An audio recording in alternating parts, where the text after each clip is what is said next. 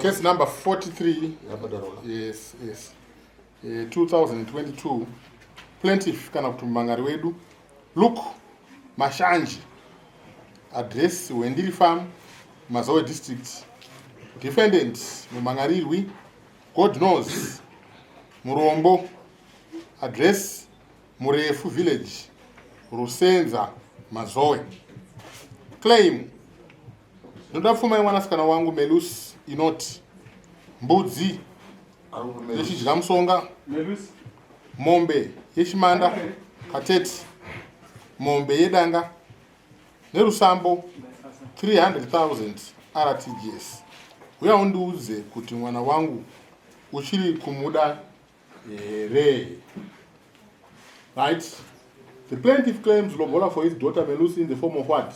One goat for Nongo, Chijigamushonga, one bovine for Shimanda Kateti, another bovine, one for Danga.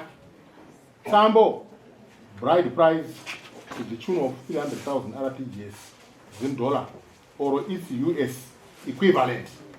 Come and testify whether you still love my daughter's hand in marriage. Assessment. Pinda what?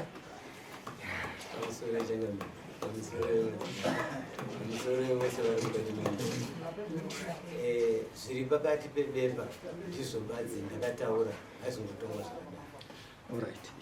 Shama Mukwasha. Wanzwa zvataurwa naTezva. Urikuto kuti unhu apari Pfuma yako. Ya so Pfuma yako nichiri kutsvaga. Handisati neiwa. Kumbera.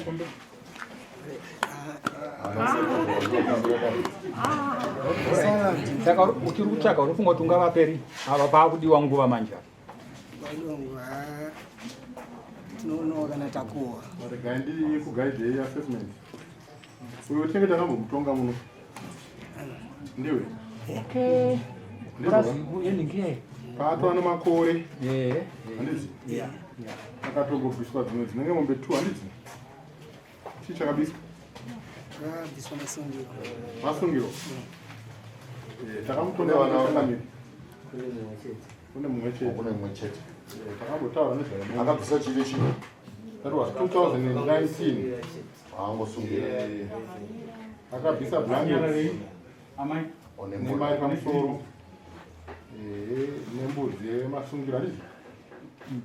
Ndikuiona ka? Mombe chimandai kabuya. Mombe chimandai bana. Saka kurava kuti apa taakukanzura chiya. Varugara vese. Mbudzi ishi. Varugara vese. Right. Atende kunzijira nekubhezi zvakawira zvakayama. Mbudzi yakauya. Right. Kanzura izvozvo. One bovine for Katete. Yes. One bovine for Danga. Danga, mwana. Rusambo. Neumai. Yes. Mombe 3. Rusambo mari. 300,000 in dollar. Yes. Unapa ri? Ndisagosira tikuwe ndona vatu vari. Deretsa COVID. Sika tikuwe nenda wana mari yacho tenda tsaka. Watikowe. Unokuwa rini? Unongokuwa zviri mari. Rini ko?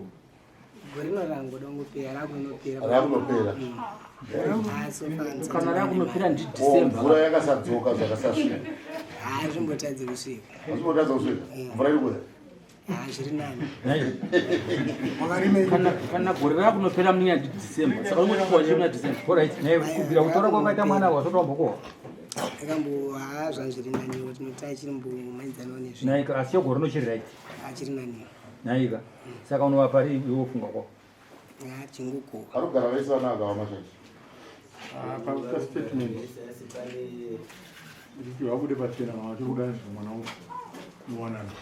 Regeza ndibvudze tiri papa ndozvo kugaidha family. Murume wako chiri kumuda here? Mukadzi wako chiri kumuda here? Right. Urikugara kupi? Kumurume wako. Matambudziko avarosangana nawo mubaba wadeti. Aya anogadziriswa. Chinokosha piwa Pfuma yani. Right kuze? Tangamiri. Atende chimbomunhabhiridza mufana. Hande muswa 3 April anouya nemombe yechibanda yakasara kumasungiro nemombe yedanga.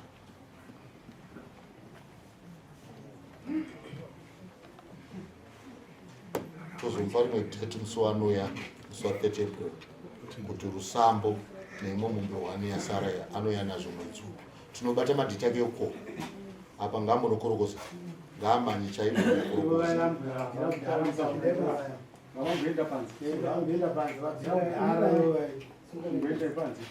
zvikuitawo vamwe ngaakorokoswa zviri kuita chii hatina kumuti abhadhare zvese musi umwe chete. Asi ndo amai vemwana uyu aiwa ndinokunyengera iwe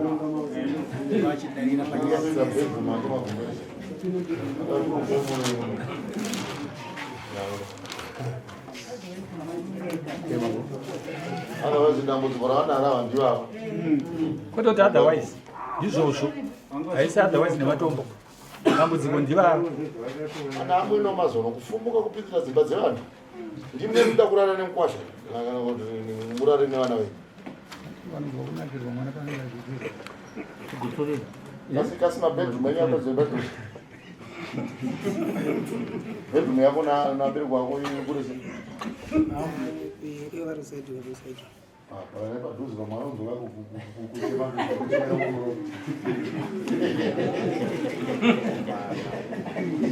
mune wakuwata nematombo wakuwasha waiugareko iri muno nematombo ndakona saka right musi wa 30 April anouya akabata mombe yechimanda handitika nemombe yedanga tozopa rimwe date tomuswededza kudhuza akunokohwa iko handiti opedza tsambo nechi nemwe mombe mune chekutaura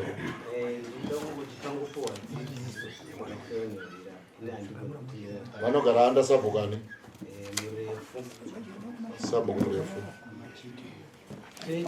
kuti pane odiyo ndakambodzwa auya kumba